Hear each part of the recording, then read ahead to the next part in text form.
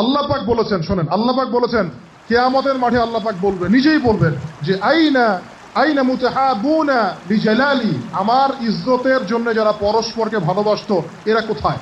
আল্লাহ পাক ঘোষণা করবেন কোথায় তারা, যারা আমার জন্য পরস্পরকে ভালোবাসতো। আল্লাহ বলবেন আলিয়াউমা, আজকে, আজিল্লুহুম, আমি ওদেরকে ছায়া দিব, ফি জিল্লি, আমার আরশের ছায়ায়। বলেন সুবহানাল্লাহ। ইয়াউমা লা জিল্লা ইল্লা জিল্লি, যেদিন আমার এই আরশের ছায়া ছাড়া অন্য কোনো ছায়া থাকবে না। মানে কিয়ামতের মাঠে আল্লাহর আরশের ছায়ায় ছায়া পাবে কারা? যারা পরস্পরকে আল্লাহর জন্য ভালোবাসতো। আলহামদুলিল্লাহ, এই যে আমরা এখানে আছি, আমরা কি একে অপরকে আল্লাহর জন্য ভালোবাসি না? আমি কি আপনাদেরকে চিনি?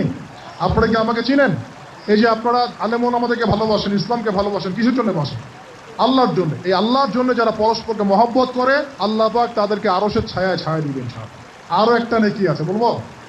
শোনেন, আরেকটা হাদিসে আসছে কিয়ামতের মাঠে স্পেশাল কিছু মিম্বর থাকবে। মিম্বর চিনেন? যেখানে দাঁড়ায় ইমাম সাহেব খুতবা দেয়, এরকম মিম্বর থাকবে। এই মিম্বর গুলো হবে নূরের মিম্বর। কিসের? নূর মানে কি? আলো। আলো, আলো, নূরের মিম্বর থাকবে। ওই কিয়ামতের মাঠে কি আলো থাকবে? এমনিতে মাঠটা তো অন্ধকার। ওই অন্ধকার মাঠে নূরের মিম্বর আল্লাহ পাক দিবেন কাদেরকে? যারা পরস্পরকে এই আল্লাহর জন্য মহব্বত করত।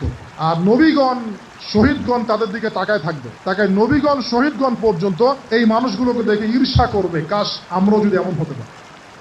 চিন্তা করেন, আল্লাহর জন্য পরস্পর মহব্বতকারীদেরকে আল্লাহ পাক এমন সম্মান দিবেন যেটা দেখে নবীগণ পর্যন্ত ঈর্ষা করতে থাকে। তাহলে আমরা কি আল্লাহর জন্য পরস্পরকে মহব্বত করতে পারি কিনা? এটা হলো 8-9 নাম্বার। আল্লাহর জন্যই ঘৃণা করতে হবে। আল্লাহর জন্য ঘৃণা কেমন? যেমন কেউ ইসলামকে পছন্দ করে না, কটূক্তি করে, ইসলামের এইটা ভালো না, ওইটা ভালো না, ইসলামের সাথে দুশ্মনী করে ভিতর থেকে বাইরে থেকে, আপনি ওদেরকে ভালোবাসতে পারবেন না। যদি আল্লাহর দুশ্মনদের সাথে আপনার ভালোবাসা থাকে, তাহলে আপনি আল্লাহর দুশ্মনের কাতারে অন্তর্ভুক্ত হয়ে যাবেন। এখন বলেন দেখি, সারা বিশ্বে ইসলামের দুশ্মন কারা? বলেন। গায়রিল মাগদুবি আলাইহিম ওয়ালাদ-দাল্লিন, মাগদুব কারা, দল্লিন কারা? এটা তো অনেকেই জানে না। সাহাবীরা বলছেন, ইয়া রাসূলুল্লাহ, এখানে যে আমরা বলছি গায়রিল মাগদুবি আলাইহিম ওয়ালাদ-দাল্লিন, আল্লাহ আমাদেরকে মাগদুবদের থেকে বাঁচাও, দল্লিনদের থেকে বাঁচাও। মাগদুব আর দল্লিন কারা ইয়া রাসূলুল্লাহ? নবীজি বলছেন, আল মাগদুব, মাগদুব হচ্ছে হুমুল ইহুদি, ইহুদিরা হচ্ছে মাগদুব, যাদের উপর আল্লাহর গজব পড়েছে। আর দল্লিন হুমুন নাসারা, নাসারারা হচ্ছে দল্লিন, কারণ তারা আল্লাহ পাকের সন্তান সাব্যস্ত করেছে। ঈসা আলাইহিস সালামকে আল্লাহ সন্তান বলেছে, বলেন নাউযুবিল্লাহ। এখন সারা বিশ্বে এরা মুসলিমদের সাথে দুশ্মনী করছে না? আমরা যদি ব্যক্তিগতভাবে, সামাজিকভাবে বা পলিটিক্যালি ওদের সাথে বন্ধুত্ব করে চলি, আমরা কি আল্লাহ দুশ্মনদের সাথে শরীক হলাম না? খুব খেয়াল রাখতে হবে।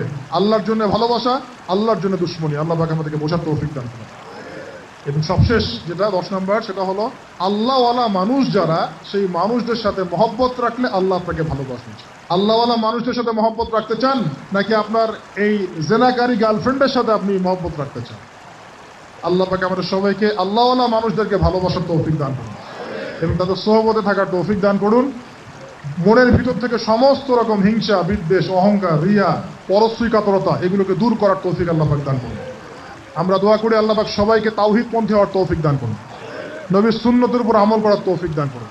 নবী সাল্লাল্লাহু আলাইহি ওয়াসাল্লামের উম্মত হিসেবে তার সুন্নতকে সর্বোচ্চ অগ্রাধিকার দেওয়ার তৌফিক দান করুন। আল্লাহ পাক আমাদের সবাইকে আল্লাহ যাদেরকে ভালোবাসতে বলেছেন তাদেরকে ভালোবাসার তৌফিক দান করুন। এই নগ্নতা, অশ্লীলতা, পর্নোগ্রাফি, হারাম সম্পর্ক থেকে আল্লাহ আমাদেরকে বাঁচান। আল্লাহ পাক আমাদেরকে মাদক থেকে বাঁচান।